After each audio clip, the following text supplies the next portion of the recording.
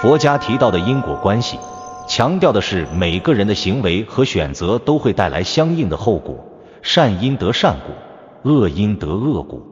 弘一法师曾言，信佛，信的不是神灵，而是因果。这一句简单的话，揭示了佛教的根本教义。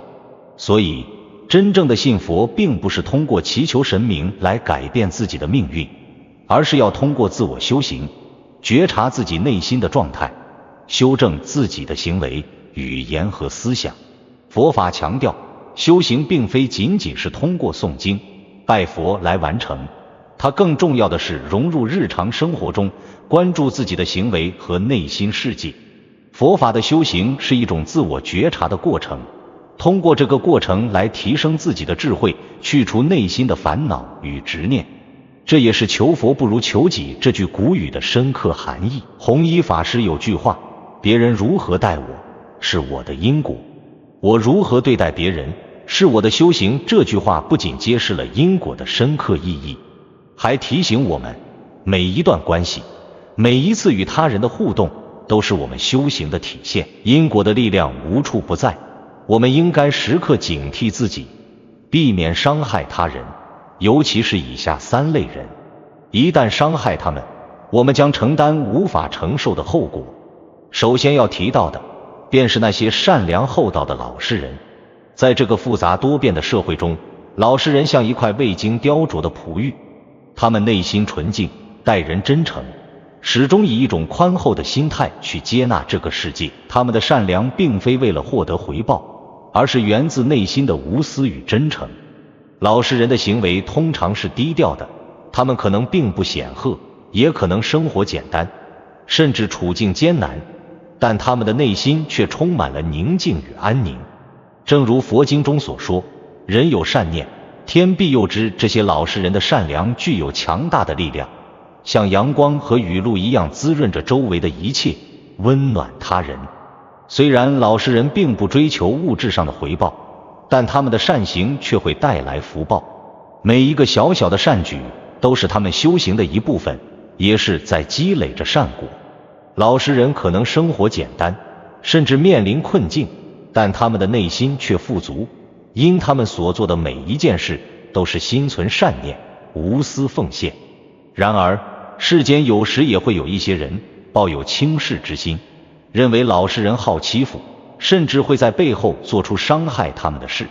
这种做法最终必定会遭遇因果的报应。有一个故事讲述了一个曾经在村里横行霸道的人，他一直欺负邻居中的那些老实人，无论是言语上的侮辱，还是生活中的不公，他都不曾在意。然而，这样的行为并没有为他带来任何好运，相反，当他处于困境时，身边没有一个人愿意伸出援手。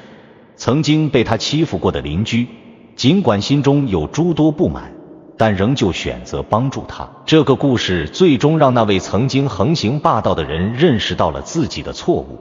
他深刻领悟到，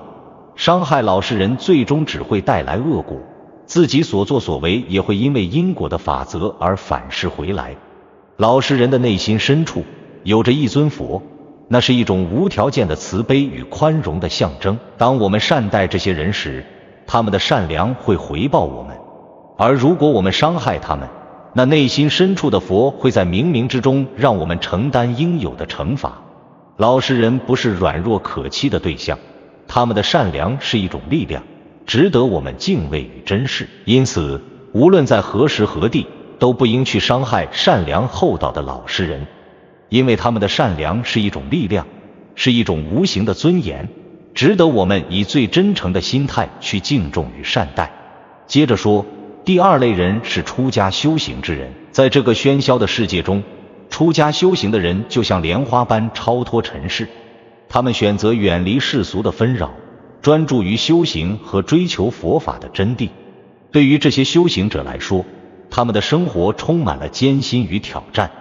他们需要摆脱各种诱惑和世俗的干扰，专心致志的修行，帮助他人，同时也磨练自己的内心，逐步实现自我觉悟和智慧的升华。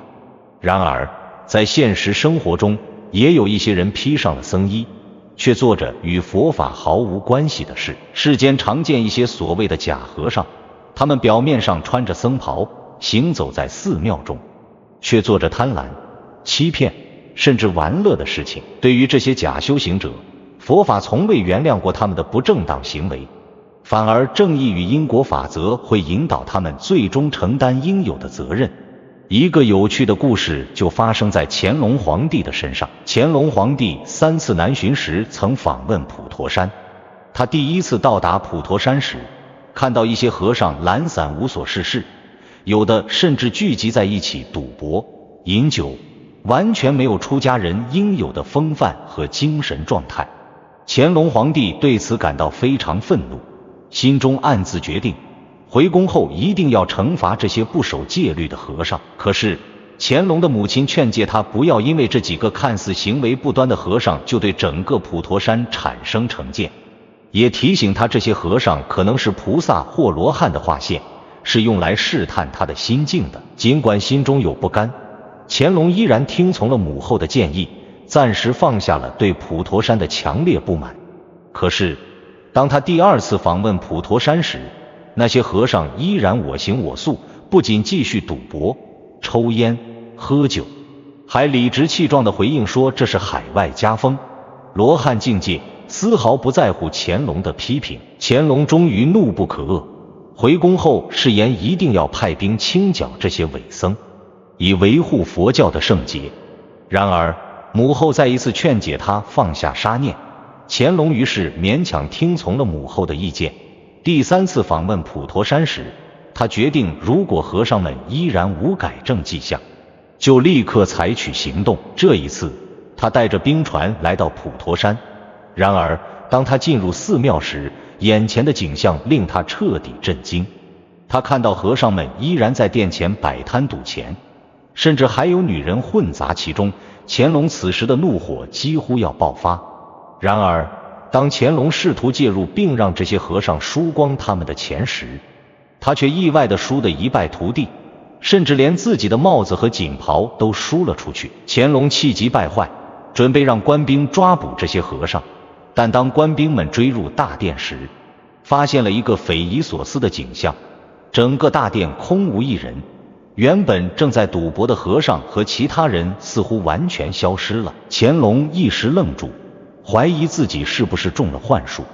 于是他命令随行官员仔细搜索整个寺庙。然而普陀山依旧空寂，没有任何人影，连一个扫地的僧人都找不到。最终当乾隆站在佛前回头一看时，他发现殿顶中央竟浮现出一道转轮光影，仿佛在对他说：忘心起处，即是地狱。这一刻，乾隆忽然感到一阵心惊，身上的冷汗顿时涌出。经过这一番心灵的震动，乾隆开始意识到他的行为与内心的愤怒可能并非出于对佛法的尊重，而更多的是源于他作为帝王的权威与傲慢。他想起了维摩诘经中的一句话：若以色见我，以音声求我，是人行邪道，不能见如来。这句话让他突然豁然开朗，原来那些看似不端的和尚或许正是以此来考验他的内心，来让他觉悟。这一场经历给乾隆带来了巨大的震动，他跪倒在佛前，心灵的负担得到了释放。随后乾隆决定不再通过外在的行为来衡量佛法的真伪，而是通过内心的修行和自我反省来寻找真正的智慧与觉悟。从那以后，乾隆再也没有派兵进入普陀山，而是悄悄在宫中设立了一个小小的佛堂，每天焚香抄经，默默地进行内心的修行，不再谈论佛法，却每天都在不断地反省自己。有人说，经历了这次事件后的乾隆变得更加沉静，他常常独自凝视着一幅画像，画像中的僧人嬉笑怒骂，衣衫不整。也有人说，那些僧人常常出现在他的梦中，而他每次梦醒后都会默念一句话：世人所见不过是缘起之影，佛性之光，藏于无常之中。乾隆的心境正是对佛法深入理解后的体现。他开始明白，佛法的真谛并不在于表象，